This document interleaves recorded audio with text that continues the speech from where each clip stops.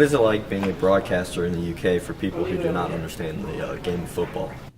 I tell you, going over to call or teach or broadcast NFL games over in the UK, my expectations were that they wouldn't know a whole lot about the game. I couldn't have been more wrong. Their football knowledge and their understanding of NFL football is at a tremendously high level. They know not only who the coaches are, who the coordinators are, how special teams play a role in the overall scheme of the game. They know the players, they know the defensive players, they know all the ins and outs, the important situations in a game, third down, red zone, short yardage, goal line. I was amazed and blown away.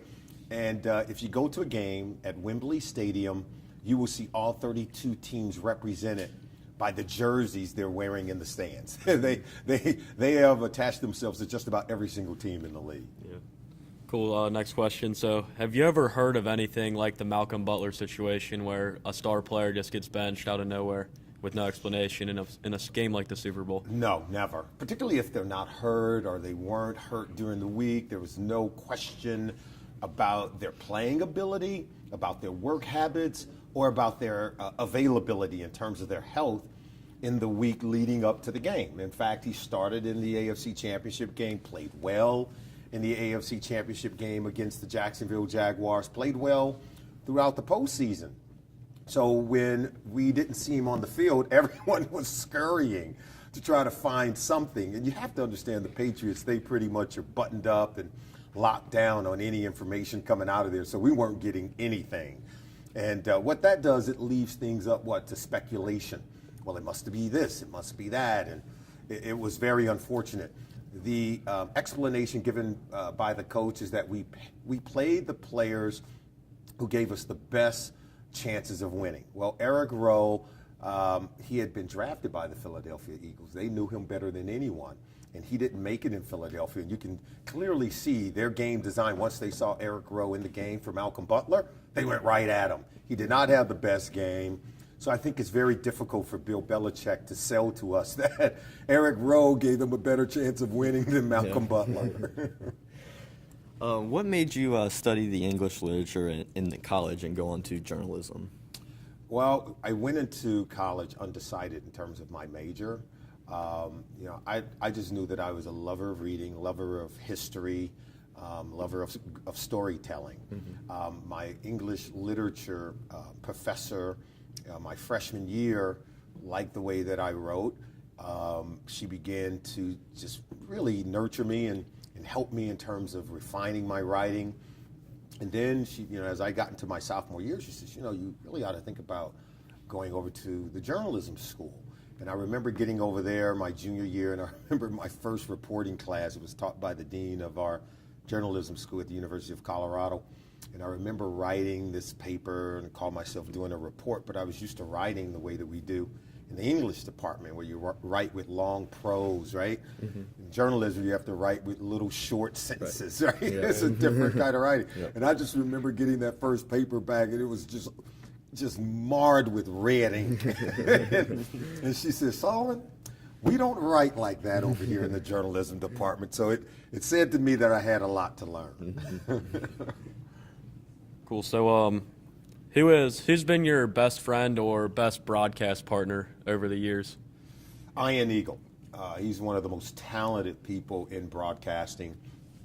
We worked together for 8 years calling games at CBS. He was the first broadcast partner that I was teamed with in the broadcast booth, and we were together for eight years. And he's just so easy. He's very knowledgeable, one. Two, he provides enough space for himself and whoever the partner is in the broadcast booth. Not only is he knowledgeable, he's just very funny and very witty. Mm-hmm. He's got quick wit and quick humor. And wherever you can go in the broadcast, as a football guy, when you start to talk X's and O's, sometimes that can lose your play-by-play broadcast partner because they don't know the game as well as someone who played it, but this guy does. And wherever you go, he can go. Now, he's going to take you into some places that may be a little bit more esoteric for football players. If he launches into literature, launches into geography, if he launches into pop culture, which he tends to be very good at, he learned that I could go there as well. And that's what made for really great chemistry between he and I. He was very well read. I like to believe that I was also. So we had great range as a group. And so he was, I still hold him very high in terms of the regard of people that I've worked with. So, what was it like to be a part of the '89 Super Bowl with the Bengals? It was great. I mean, we got off to a great start. We began that season 6-0. Then we went out and played a game in New England. I remember that, playing the Patriots, and there was a little quarterback that just ran all over the field on us. His name was Doug Flutie. And that was our first loss of the season. And Sam Weiss just ripped us. I mean, you would have thought that we had lost every game. But he wanted to make sure that we weren't comfortable with this win streak that we had, and even though we were just 6-1, he wanted to make sure that didn't continue into the next week. And that's what I remember about it. I just remember us being a close-knit group as a football team. We did a lot of things together. We shared a lot together, whether you were on offense, whether you're on defense. We just spent a lot of our time together, and that really does make for winning formula. When we got into games, things were very close. We didn't start pointing the fingers. We didn't start blaming one another. We stuck together during tough times, during adverse periods. And, what I learned from that is anytime, if you're going to be successful at anything, expect to go through some tough and difficult times along the way. Don't expect for it to be always smooth from A to Z. If you're going to be a champion, if you're going to be one of the best, you have to know that the journey along the way sometimes is going to be very rocky, but you still have to stick together, and you can't point fingers, and you have to learn to be there for one another. Cool. During your time in the NFL, which city or which team was your favorite to be a part of? Well, that's easy. It was Cincinnati. When you go to a Super Bowl with a team, that's kind of right. It kind of does it. And some of my best friends to this day are some of the guys that I played with here in Cincinnati with the Bengals. I came here in '87.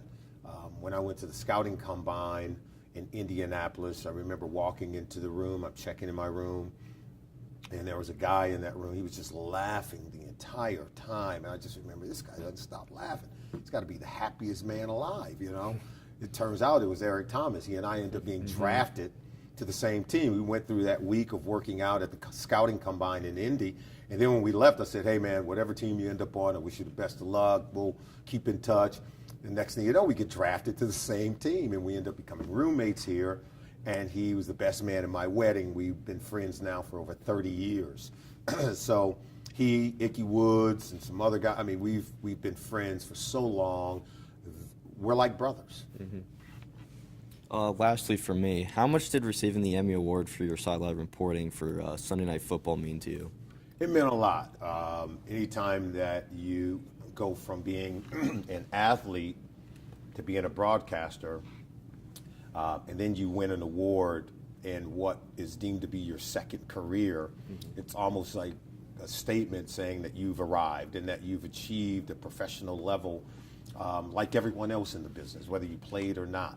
It's a testament to maybe having put in all the hard work and having it all pay off. I just remember when I first started working at ESPN, and even when I worked here locally, I had to cover all sports, not just football. Cover the Reds, I covered the UC Bearcats. I remember covering Kentucky all the way through the tournament. They won the tournament seemingly every year, and it was thought that I drew the short straw because working for Channel 5, it'd be great if you covered Bob Huggins and the Bearcats, or Skip Prosser and Xavier, because they all went to the tournament. And the third shortest straw meant you had to go to Lexington every day. You had to drive out there to do the Bearcats. But they ended up going the furthest. I covered baseball. But when I got to ESPN, and I remember the day Ken Griffey Jr. signed with the Reds, I was down there covering it for ESPN and doing a lot of the reports in SportsCenter. And a lot of the baseball writers, looked at me. They were like, "What are you doing here? This isn't your sport."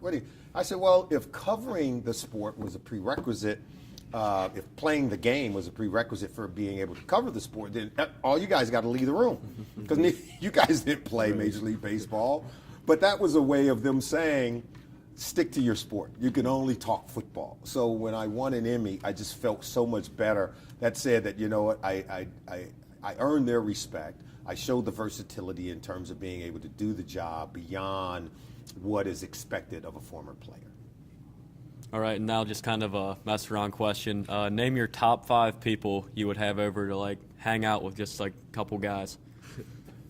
In history? Anybody, yeah, anybody. Your top That's a 5. different question. Your top 5. So, yeah, you my wanna hang out top with? 5 would be Vince Lombardi, William Shakespeare. It would be Roger Staubach, who's just one of my all-time favorites. Michael Jordan. And I would have to include my dad in there as the 5th. Right. Because if he heard me name all those other guys, and because I always tell him he's on my Mount Rushmore, you know. Right. And so now, see, you gave me top 5 because there's only 4 guys on Mount Rushmore, so I get to add one. So my dad would also have to be included in the bunch. Cool. Thank you. Okay. Thank you very much. All right.